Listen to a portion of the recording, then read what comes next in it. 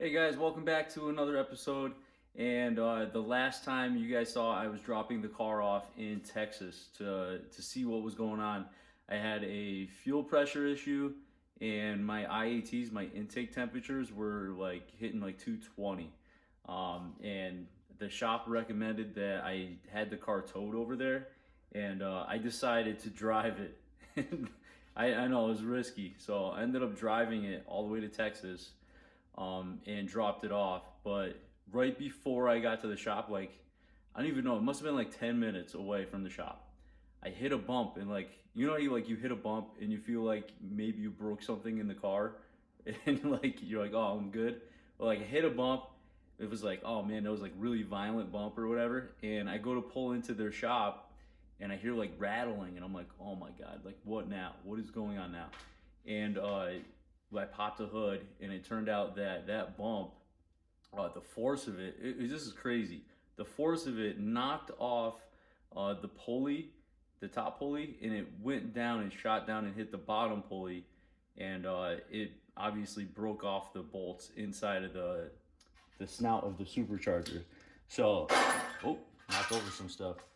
So right here, this broke off, okay, and it shot down and it hit a pulley down there, and the belt was all ripped, obviously. And then in here, those bolts were broken off inside of the snout of the supercharger. Now, as you can see here, there's only three right now. There's one guy up here that is still broken off in there, and they were unable to get it out. Okay, uh, so that that kind of added to the trip, and it was really like an unplanned, uh, over $1,000 extra. Okay, for the pulley, uh, the labor, and everything else, and so that sucked. That sucked big time. So they end up looking at the car, and it turned out that the intercooler pump.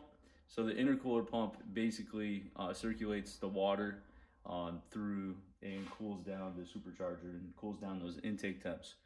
And what happened was, when I did the install, that water tank where you have to do the insert nuts, what I think I drilled it too big, and it was a little loose in there, and so there was an air bubble in the tank, and it either made the intercooler pump go bad, or it just, like with Whipple said, that it'll turn on, and then if there's like a bubble in the air line or whatever, it'll turn right back off. So who knows if it was bad or not? But shout out to Whipple, they hooked it up. They covered it under warranty. Um, so whatever the case was, they covered it, and I sent them the old one, and they covered it, which was awesome. Uh, and so that ended up being the water tank ended up being leveled out, and the intercooler pump being replaced. Fixed the IATs, so the intake temps were good. So they dyno it, and check out how it dynoed. It was it's pretty impressive.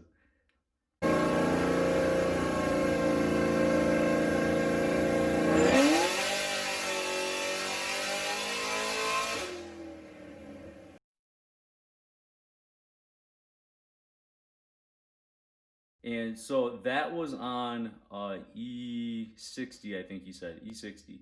And it was starting to run out of fuel. Now, he didn't want to hook up the JMS voltage booster. He didn't want to mess around with that at all. He was showing good fuel pressure numbers on his side. But when he switched over the E60, what happened was it was starting to run out of fuel. Okay, so he was like, you're going to need an auxiliary system, auxiliary fuel. Sorry, kids hit the little door thing. So they said to get an auxiliary pump, and get rid of the JMS. Okay, so I might end up doing that, but there's a lot going on. I know it's like I'm catching you up on all this stuff, and I should have been taking videos along the way, but I didn't. So I'm just waiting. I waited until like I wanted to have everything done and finished, and then say, like, you know, what happened, because it was just like there was so much stuff going on. It was hard to like keep up on the videos. So I get the car. It dynoed the numbers that I showed. It was 650 horsepower and like a little over 600 on torque, but it was starting to run out of fuel. So, and he said, if you get an auxiliary pump, and like the weather's a little cooler, you'd probably be over 7 to the wheels, which I was happy with. I mean, things got a little out of hand. It's my daily driver. I want the car to be dependable. That's really why I got like that stage 1 cam instead of a really big cam. Now, so I get the car back, and he's like, just don't hook up the JMS, just leave it and get an auxiliary. But the shop that I have it tuned through, Janetti, he says hook up that JMS. It's gonna help out your low side fuel, and then finish the tune. So I'm like, okay. So I hook it all up, and still the fuel pressure, oh yeah, they replaced the fuel pressure sensor, and on their side of things, they were reading fuel fine. So I get it. I go to I put in the JMS. I hook that back up, the voltage booster for the fuel, and I look at the fuel, and it's all over the place. 0, 50, 0, 50, and I'm like, dude, this is why I dropped the car off in Texas, so like they could fix it. So I call them, and I'm like, all right, no, I didn't call them. I like messaged them or whatever, emailed, and they were like, well, we had to like get an update through HB Tuners, and after we did the fuel pressure sensor, and then we were able to read your fuel pressure fine. They even sent me a video of it being read perfectly fine. So I'm like, dang, I had to contact HB Tuners. So I get a hold of them, and I'm still going back and forth with HB Tuners. It's a bad reading through HB Tuners that I'm getting on my fuel pressure. And I'm like, really? I drove all the way to Texas, and it was just those simple things. Like, there wasn't even, it's possible it wasn't even anything wrong with the fuel pressure sensor. And I was like, oh my God. And then on top of that, to hit that bump and then get the car all jacked up and have to spend an extra $1,000, and now I have a bolt still broken off. It's just been one thing after another. Total nightmare.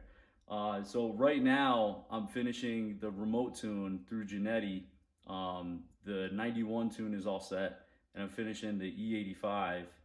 And on one of the tests, like one of the data logs, I floor it really quick, and I let out because the car went completely, like the back end of the car like got loose, like was starting to go sideways a little bit, and so I let off, and I hear like a clank.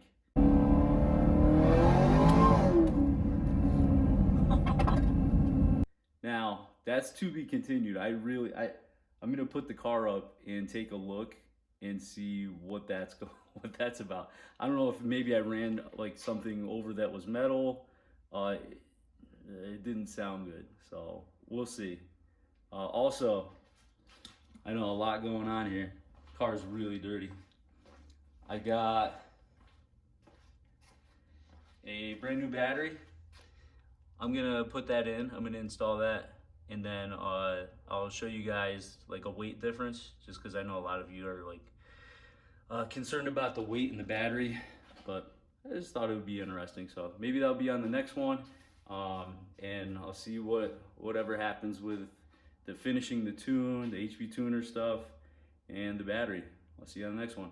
Later.